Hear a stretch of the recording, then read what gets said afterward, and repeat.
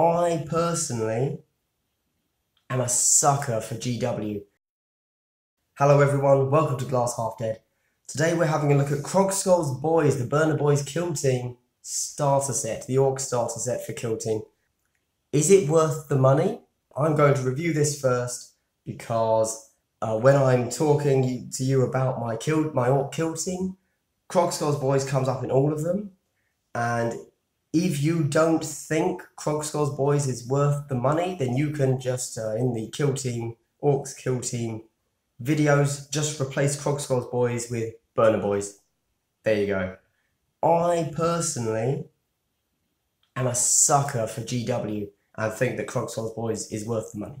I'm going to tell you why, and then in the next video, I'm going to go through my Orks Kill Teams. From what I've seen so far, I am very hesitant to start a kill team until they release the starter set for that faction. Purely going from what I've seen in the Krogskull's Boyz, purely because you get tactics cards, and let's say, for example, let's say the Tau, maybe they're going to release Pathfinders as the official team that goes with the starter set for Tau.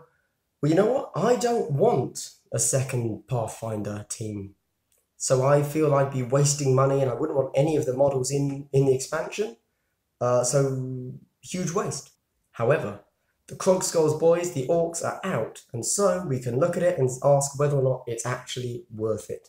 For anyone that has purchased the Kill Team starter set with the Mechanicus and the Gene Stealer Cults, you get an identical booklet to that. There's really not much in here, guys. I've got to be honest. There's a little bit of a story, a little bit more of a story. Love the artwork, but we get that artwork in the Kill Team book.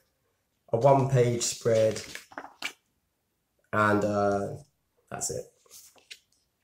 So this, kind of useless. A little bit of fluff. That's great. I like fluff, but yeah. That little booklet is not why we're buying the Krogskull's Boyz set. This is your standard manual, as you expect. It actually has everything you need in here, although, and I noticed this, is that this is just 40k. This isn't the actual Kill Team rules, these are the 40k rules, and I have no idea why they did that. That seems like a huge oversight. And like, yeah. So anyway, a big -1 for not actually giving you the Kill Team rules in this box. Yeah. Next up, we have the terrain rules, how instructions to put them together. You see here, can I show you? Right. This little guy here, and to a lesser degree this guy, they're just some small cool looking tank type things. Those can easily be converted into, we see that, you know?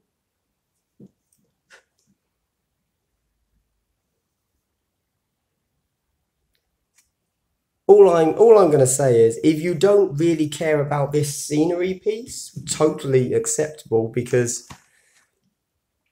when you think scenery, you think something to hide behind, right? This doesn't really give you things to hide behind.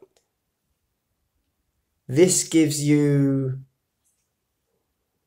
two weird looking tanks. But you know what? For two weird looking tanks, those are super easy to orcify.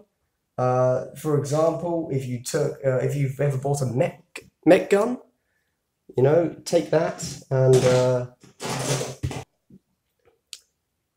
you could easily, maybe you've got a spare truck or anything like that. You can make some grot tanks or war tracks. Yeah. So actually, even if you don't want that kit for the scenery, I think this is actually a great bit of scenery to put into the Krogskull's Boyz, so that you can actually convert it. That's all I'm going to say. There you go. Obviously, you don't have to, and you can use it as scenery. Next you have your bases. I'm not crazy enough to talk about bases. That would be weird. These aren't interesting. Except these are 32mm bases.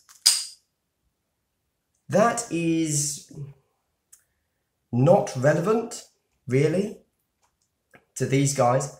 The only relevance there is if you're buying a set of looters or burners on their own, they will come with 25mm bases, okay? And why does that matter? So the base size doesn't matter at all. You can base them on whatever you want. But them going up to a 32mm kind of suggests to anybody that is following Ork release rumours that basically the entire army is going to be upgraded to be bigger models. Or at least the basic boy kit probably going to go away. Then we have the actual burners and looters. Those are the looter faces. Now, when I first saw the looter kit, I actually wasn't that big a fan of it. Didn't think I'd really want to make them. But as with all of the Ork kits, after you've looked at them, I think they're brilliant. So this here is effectively two shooters strapped together. This is clearly an Imperial plasma gun. That's, you know, a flamer. Brilliant. I think they're really good. Now that I've seen them up close, I think they're great models.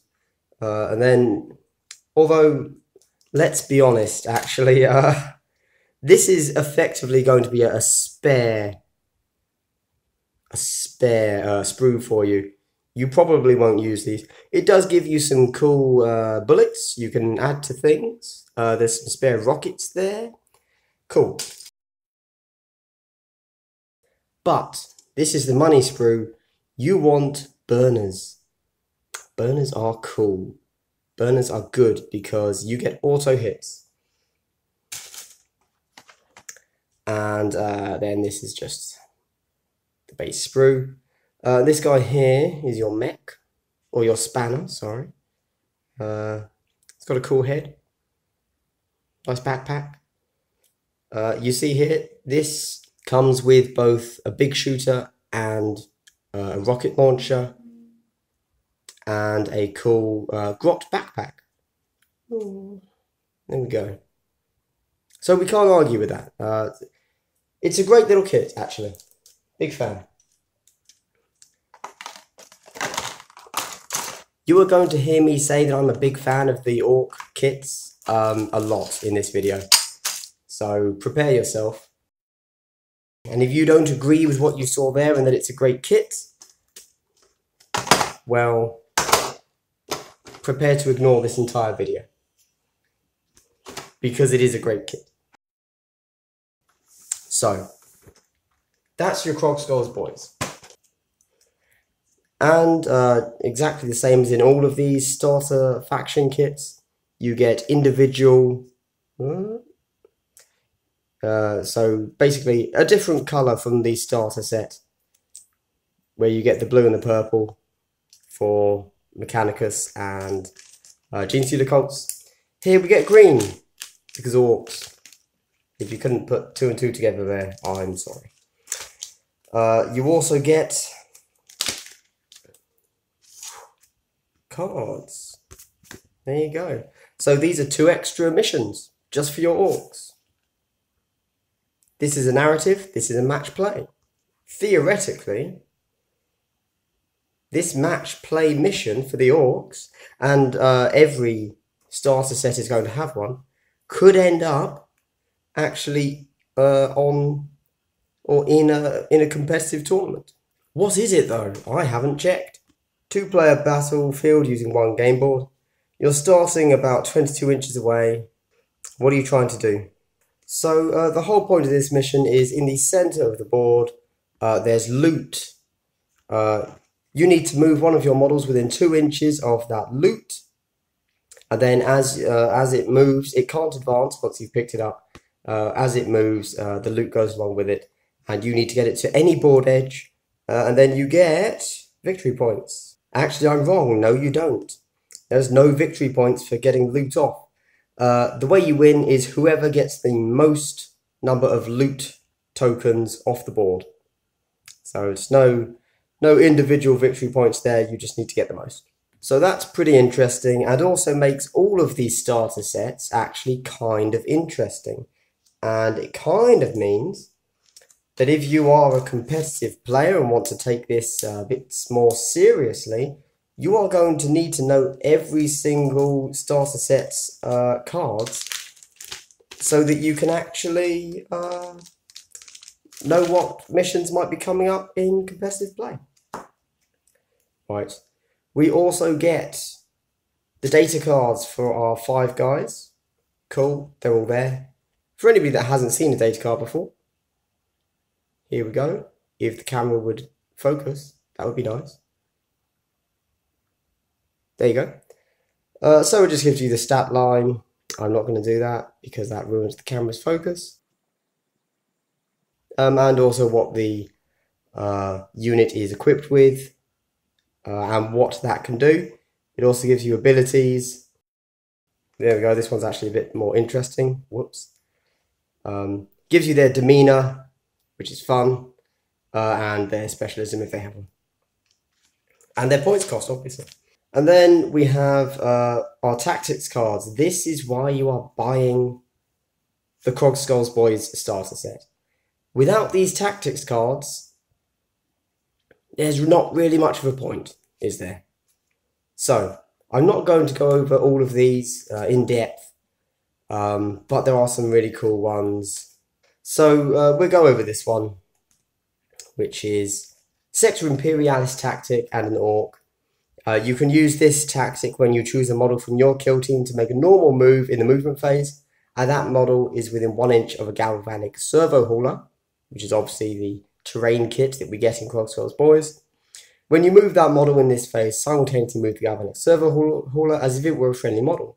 Both models are considered to have a move characteristics of 2d6 in this phase.